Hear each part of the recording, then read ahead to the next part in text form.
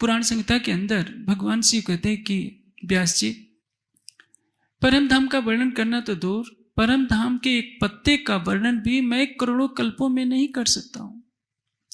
आप देखिए, संसार की भक्ति की हम नकल जो करते हैं, यही हमारे ऊपर सबसे बड़ी हंसी हो रही है।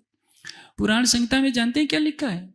7 करोड़ गायत्री मंत्र के जप से जितना पुण्य होता है, उतना पुण्य एक जीव को किसी ब्रह्मात्मा से सत्संग बात करने पर मिल सकता है। संपूर्ण तीर्थों में स्नान करने से जो पुण्य मिलता है, वह पुण्य केवल एक ब्रह्मशिष्टि के ब्रह्मात्मा के दर्शन मात्र से मिल जाए।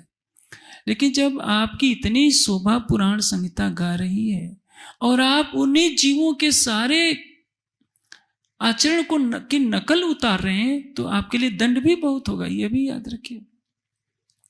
हनुमान जी के मंदिर में नारियल चढ़ाए जाते हैं, आप भी सोचते हैं। अभी मैहर की भवानी है, वहाँ लोग क्या जाते हैं मुझे तो नहीं मालूम, लेकिन सुना है वहाँ खून की नली भी बहती है। नली बनाई होगी, इतने जानवर काटे जाते हैं कि चाहे मैहर की विंध्यवासिनी भवानी हो, चाहे कलकत्ता की काली माता हो, चाहे नेपाल की गढ़ी माई हो, लाखों भैंसों को, जानवरों को काट दिया जाता है। उनकी नकल हमारे पास भी है, वहां भी नारियल चढ़ाए जाते हैं। जो सात्विक लोग होते हैं, हम भी नारियल राज्य को चढ़ा देते हैं। अपना दिल क्यों नहीं देते? आप जब कहते हैं कि पर दिल धनी के जो अंग है, दिल के अंग जो धनी सो तो तुम्हारा अर्श लेवे तुम्हारे अर्श की। राज्य के दिल के जो अंग हैं वो तो हम हैं। आप कौन है? राज्य के दिल कौन है? श्यामा जी। और श्यामा जी के अंग कौन है? आप हैं। दवा तो लेते हैं। तो आप परम धाम की प्रेम लक्षण भक्ति का अनुसरण क्यों नहीं करते कि जहां बैठे हैं वही बैठे बैठे अपने दिल में बसा लीजिए।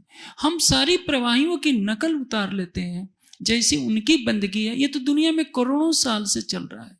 1 अरब 96 करोड़ हो गए, दीवालों में सिर मारते मारते ये दुनिया कर्मकांड से परे नहीं हो सकी।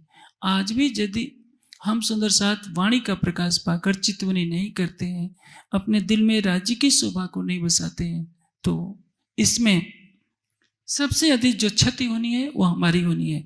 इसलिए आज की चौपाई में राज्य ने क्या कह दिया? देखो रूह के नैनन, आत्मा के चक्षुओं से देखना है।